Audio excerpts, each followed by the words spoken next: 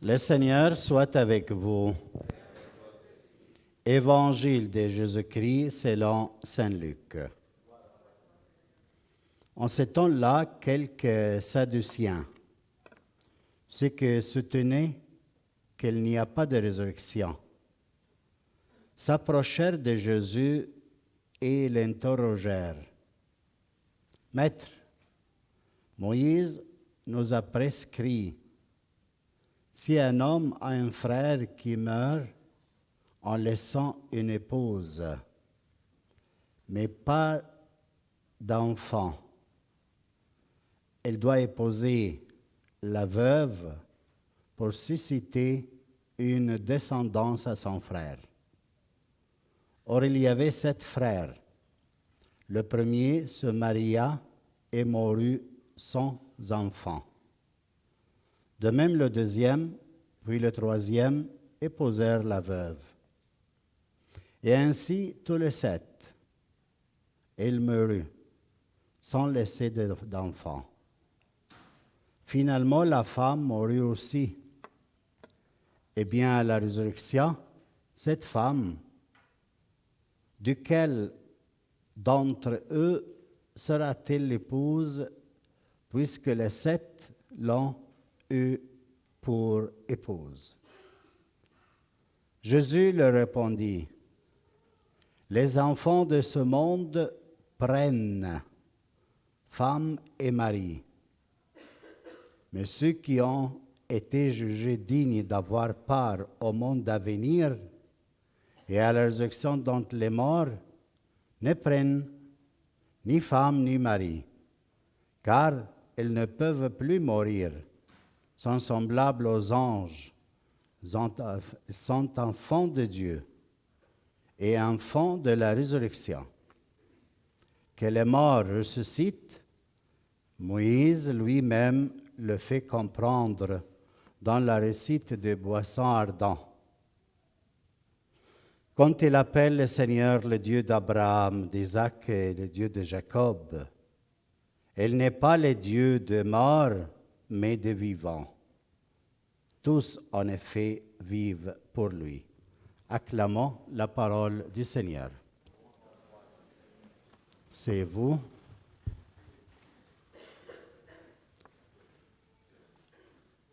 Bien, la première lecture est l'Évangile ce matin. Elle ne parle de résurrection. Merci.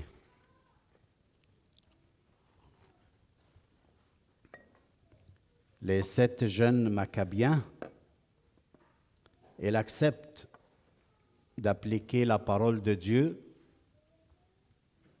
et n'a pas mangé des choses n'est pas licites par la loi. Et le roi, l'empereur Antiochus, il les châtie, le faisant mourir, parce que il ne reconnaît pas son pouvoir pour l'obliger à manger ce qu'ils veulent manger. La loi, elle dit non, on ne mange pas ça. Il acceptait de mourir. En mourant, il croyait qu'ils vont revenir à la vie, la résurrection. Les Sadduciens, qui sont les Sadduciens? Toutes les classes de prêtres au temps des Juifs et tous les sommes prêtres, sommes sacerdoces, comme Caiapha et Hanan, sont des Sadduciens. Les grands prêtres, ils étaient des Sadduciens qui ne croyaient pas à la résurrection. Et l'Ancien Testament tout entier, ils ne croyaient pas, sauf que avec le Pentateuque, les 5 livres au début. Tout le reste, ils ne croyaient pas. C'est pour cela, en parlant plus profondément de la résurrection, on le trouve dans les prophètes. Et les Sadduciens ne reconnaissent pas ces livres. Donc, ils ne croyaient pas à la résurrection. Seulement à la parole que dit Moïse dans les premiers 5 livres. Et sont eux qu'ils étaient vraiment très durs, très méchants avec Jésus. Et ils l'ont mené à être mort. C'est Caïpha et Hanan qui l'ont dit qu'elle meure, qu'elle soit crucifiée. Parce qu'il était un homme, pour eux, insupportable. Il porte toute une autre croyance de ce qu'il croit. Les Sadduciens. Et la question, c'est un groupe d'eux, ils se représentent, ils essayent de se moquer de Jésus. Pourquoi? Parce qu'ils savent qu'il n'y a pas de résurrection. Eux, ils le comprennent bien ça. Ils posent la question, si une femme, elle va se marier, et son mari meurt, et c'est le frère, il prend, et il n'y a pas de descendance. Après, dans la résurrection, mais tu ne crois pas à la résurrection. Après, dans la résurrection, ça sera la femme de qui? Comme une façon de rire de Jésus comme ça. Mais est-ce que cette question elle nous touche à nous dans notre vie? Quel rapport est là avec moi et toi cet évangile? Parce que sinon, ce n'est pas une cour de connaissances bibliques. Je ne fais pas ça. Ça ne m'intéresse pas maintenant. Et ce qui m'intéresse, c'est que le rapport est là avec ta vie et ma vie. La question principale, c'est la résurrection. Alors, est-ce que tu crois à la résurrection? Est-ce que tu as fait une expérience de la résurrection? Est-ce que dans ton mariage, tu peux dire que j'ai vécu la résurrection?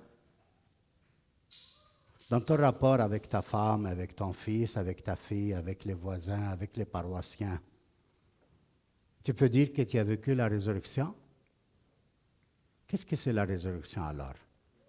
Attention à ça, parce que c'est très important. Si on ne comprend pas, si on ne vit pas la résurrection, on n'a pas... Écoutez bien ça, je vais le répéter. Écoutez bien ça. Si tu ne vis pas la résurrection maintenant dans ta vie terrestre, tu n'auras pas de place dans le ciel. Le christianisme est cet événement principal dans ta vie. Qu'est-ce que c'est être chrétien? Vivre la mort et la résurrection. Tout le reste, comme le dit l'italien, c'est le contorno. Tu as un plat principal, il y a un morceau de viande, il est bon, mais après il y a un peu de légumes, un peu de riz, un peu de choses ici et là. Alors le plat, important parce qu'il y a le poids de la protéine. Alors, quelle est la chose principale dans notre plat aujourd'hui? C'est la résurrection. Toutes les pratiques religieuses que tu fais, c'est important, mais ce n'est pas l'essentiel, ce n'est pas le principal. Quel est le principal pour que tu puisses avoir un lieu avec Jésus-Christ quand il vient dans sa gloire? Il ne va pas voir combien de fois que tu es venu à la messe. Et depuis qu'on a fait chaque 2 semaines, tu viens une fois par 2 semaines. Et ton fils, il vient une fois par mois au catéchisme parce que tu ne le portes pas. Il ne va pas regarder trop de ça. Il va regarder quoi? Est-ce que tu as expérimenté dans ta vie qu'est-ce que c'est la résurrection? C'est-à-dire, est-ce que tu as expérimenté, tu es passé de la mort à la résurrection? Alors, il faut comprendre qu'est-ce que c'est la mort et qu'est-ce que c'est la résurrection. Comme ça, on peut voir si tu le vis. On ne peut pas parler de la résurrection après la mort, parce qu'on ne sait rien. Dans la Bible, ce n'est pas écrit, ce n'est pas révélé. Qu'est-ce qu'il va avoir? Comment on va passer notre temps après la mort? L'unique chose qu'on sait de l'Écriture, c'est ce qu'il dit Saint Jean. On va être comme lui quand il vient dans sa gloire. On va être comme lui. On va le voir, la vision. On va le voir tel qu'il est. On va être semblable à lui. Mais qu'est-ce qu'on va faire? Qu'est-ce qu'on passe le temps? Comment il va se passer?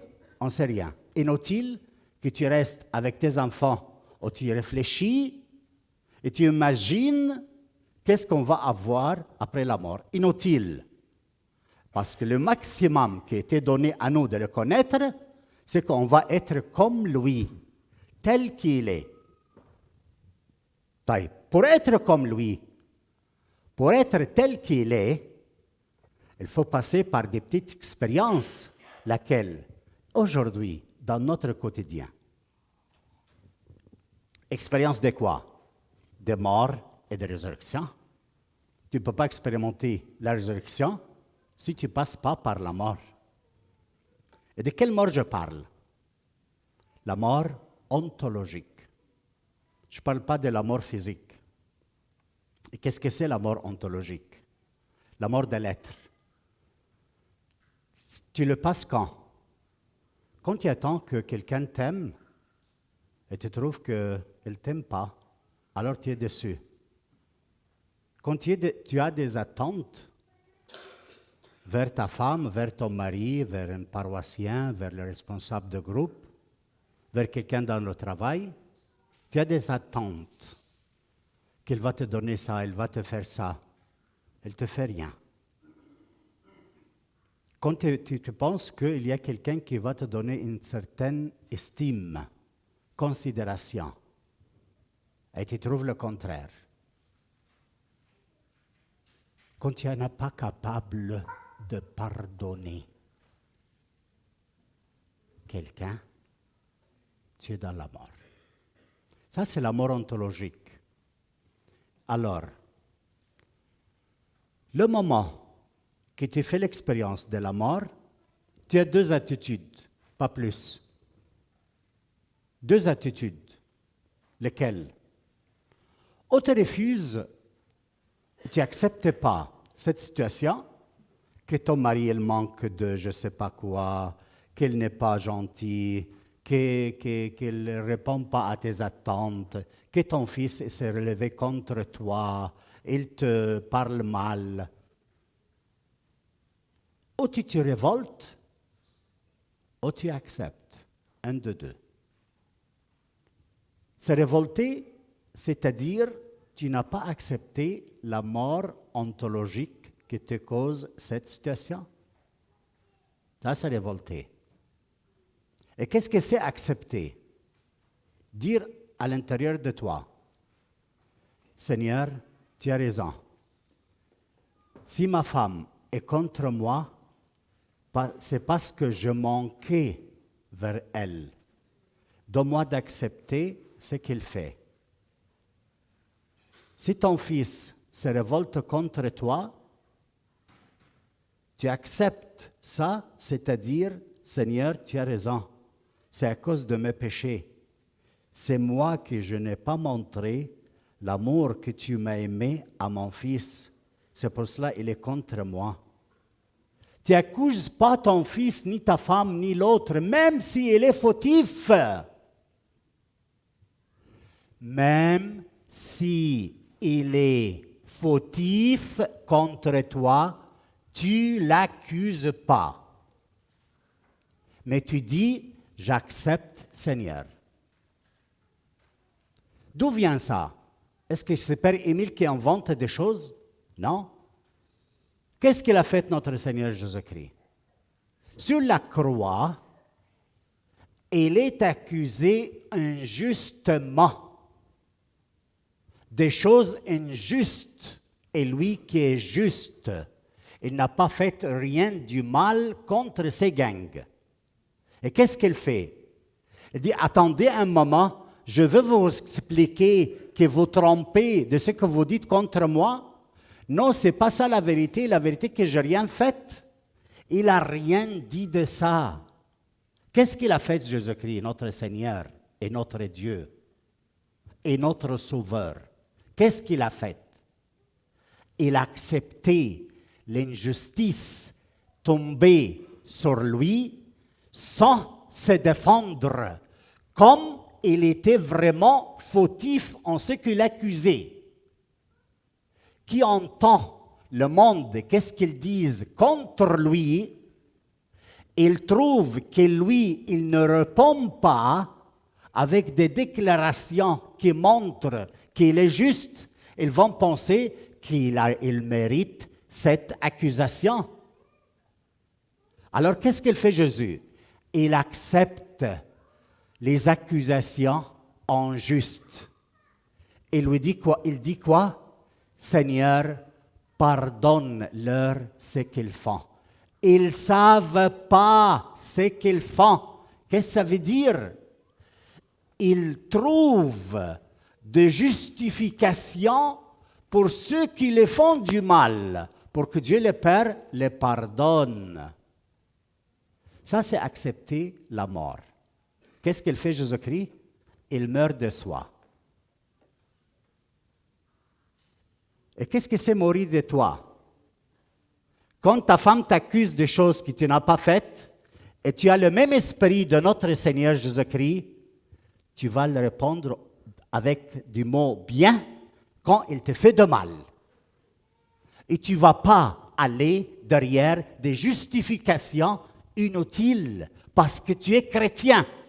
Tu as l'esprit de Christ. Et quand tu meurs de toi-même, sur toi-même, tu passes de la mort à la résurrection. Et qui ne fait pas cette expérience ici-bas ne le fera jamais après sa mort. Et comment tu fais? Est-ce que tu es capable? Moi, je suis capable. Non, on n'est pas capable. Comment on le peut vivre alors pour aller au ciel? Recevoir l'esprit même de Jésus-Christ en toi. Et par le baptême, tu l'as reçu. Mais pourquoi il ne fonctionne pas en toi? Pourquoi tu n'es pas capable de justifier celui qui te fait de mal? Elle t'a volé un peu d'argent et jusqu'à maintenant, tu n'es pas capable de le pardonner. Pourquoi tu n'es pas capable? Parce que ce que tu reçois d'enseignement de l'Église, elle ne te donne pas l'habilité de le vivre. Et alors, convertis-toi, reçois l'Esprit de Christ en toi et accepte que ça, c'est la vérité. Comme ça, tu peux accepter les morts ontologiques quotidiennes. Tu acceptes de mourir de toi-même à la maison, avec tes amis, tout de suite, tu passes à la résurrection. Pourquoi? Parce que tu meurs avec une mort semblable à lui. Semblable à lui. Il t'accuse que tu es comme ça et tu n'es pas comme ça. Et tu acceptes. Ça, c'est sa mort. Et si tu as une mort semblable à lui, tout de suite, tu as une résurrection semblable à lui. Tu es plus fort que la mort que te donne l'autre. Pourquoi? Parce que si tu passes par le même chemin de notre Seigneur Jésus-Christ, lui, il est mort, il est ressuscité. Il est mort, il est ressuscité. Pour faire l'expérience de la résurrection, on n'a pas besoin d'avoir des enseignements, des recettes pour faire d'expériences et faire de, comment on dit, tamrin, gymnastique, pour arriver à ce point haut. Non, c'est l'alphabet du christianisme. Mourir pour ta femme chaque jour et pour ton mari, pour ressusciter et vivre à la maison le ciel. Le ciel. Le royaume de Dieu.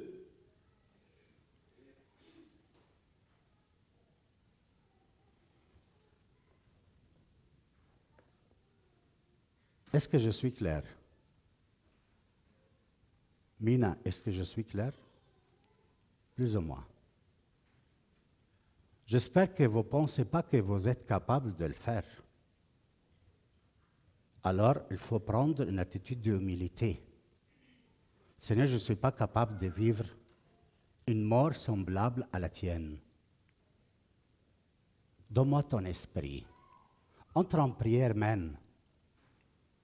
Va te mettre à genoux dans ta chambre, ferme ta porte sur toi pour faire l'expérience de la mort et de la résurrection de Christ. Faire l'expérience de qu'est-ce que c'est le christianisme. Ferme ta chambre sur toi et demande dans le secret. Et ton Père que tu vois dans le secret, et lui, il te donne ce que tu as besoin. À la maison, toute la journée. Les discussions, c'est quoi? C'est la justification de l'un et de l'autre, toi et ta femme. Et c'est comme tes enfants, ils voient, ils apprennent la mélodie. Et alors, ils sont en train de se justifier toute la journée. Alors, ta fille, elle répète, non, je n'ai pas fait ça, c'est ma sœur, c'est elle qui l'a fait, c'est ma mère qui l'a dit ça. Toujours, on trouve de justification pour le mal commis. Pourquoi? Parce qu'on l'a vu chez papa et maman. Alors, d'où on coupe cet esprit mauvais dans la maison, on devient chrétien. Comment on devient chrétien? On accepte les morts ontologiques, le mort de l'être. Et quand on l'accepte, on passe à la réjection. Alors, ce qui fait l'expérience de la réjection, notre Seigneur Jésus-Christ, il dit, les fils du royaume, les fils du ciel, les enfants de ce monde, prennent des femmes et des maris. Mais ceux qui étaient jugés dignes d'avoir part au monde à venir, à la résurrection d'entre les morts, ne prennent pas ni femme ni mari. Qu'est-ce à dire? Ils ne se marient pas? Non, ce n'est pas vrai. Mais ils comprennent quoi? Il y a un rite, dans le rite copte catholique, fantastique. Fantastique. Quand l'épouse est là, elle vient avec son mari. Ils se sont choisis. Moi, je tombais amoureux d'elle et elle est tombée amoureuse de moi. Et nous sommes venus à l'église pour se marier. Mais qui a choisi l'un l'autre? C'est vous. Mais le moment que vous êtes entrés dans l'église pour avoir la bénédiction du sacrement du mariage, maintenant, qu'est-ce qu'il fait l'église? Elle prend ton choix. L'homme que tu as choisi, la femme que tu as choisie. Et la voix, et elle, comme Église, dans la personne de prêtre, dans la personne de Christ, elle va te le donner comme femme. Alors tu es là, le prêtre il te demande de donner ta main, alors tu donnes ta main droite. Il prend la main de l'épouse et le pose dans ta main. C'est le prêtre qui fait ça. C'est-à-dire quoi? Tu as choisi ta femme, elle t'a choisi comme homme. Mais de maintenant, c'est Dieu qui te le donne. Ce n'est pas toi qui tu l'as eu. Alors, on ne prenne pas des femmes, on ne prenne pas des maris. On reçoit comme un don, comme Dieu l'a fait pour Adam. Dieu a fait la femme pour lui, comme un don, comme un cadeau. C'est pour ça l'Église, elle prend la main droite de la femme, elle le donne à la main droite de l'homme dans le rite copte catholique, et après, elle fait la prière de la bénédiction.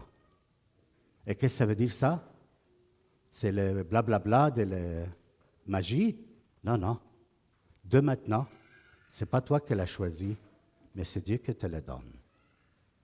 Et alors, tu le traites comme un don de Dieu, et n'est pas comme un esclave. On n'est pas comme une servante. Un don de Dieu. Et comment tu peux le voir, un don de Dieu, si tu n'as pas l'expérience de la résurrection? Et c'est ça que Jésus parle. Mais dans le ciel, il n'y a pas de mariage. Ton mariage finit avec la mort de quelqu'un de deux. Dans le ciel, tu ne vas pas l'avoir comme mari, ni de femme. Tous on essaie de penser. Et mes enfants, ils vont être avec moi, avec tous des sentimentalismes drôles. Ou mes enfants, ou ma femme, et tous, on devient comme lui, comme Jésus-Christ. Il est. Alors, tous en lui. Mais cette expérience, tous en lui, on ne peut pas le vivre si on ne le commence pas dès maintenant. Est-ce que c'est clair? Ça suffit comme ça? Amen. ربنا يهديكم.